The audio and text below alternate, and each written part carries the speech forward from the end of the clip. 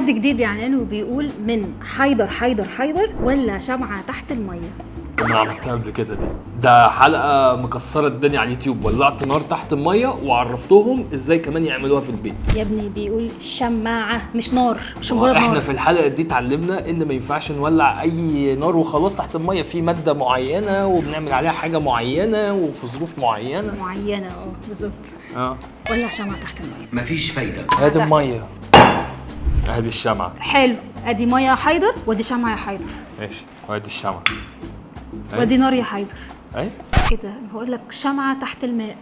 طيب صعبة الحركة اللي في ايه اللي هعملها مش تفضل شغالة على طول يعني لحد ما الاكسجين طيب خلينا كده نشوفها وبعد كده نحكم. جاهزة؟ هم كلهم عارفينها اصلا. انا عايزة يلا خلينا نشوف.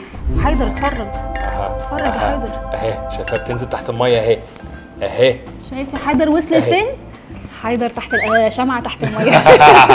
قولوا لهم امتى هتطفي ولا خليهم هم يقولوا لنا في الكومنتات. لا فاكر انت لسه قايلها من شويه بطريقه يعني اندايركت هي هتفضل مولعه لحد ما هتطفي. هي طفت اصلا. طفت قلنا السبب يا جماعه ليه ولعت شويه وبعد كده طفت. في شنطه من العلوم. شارع العلوم.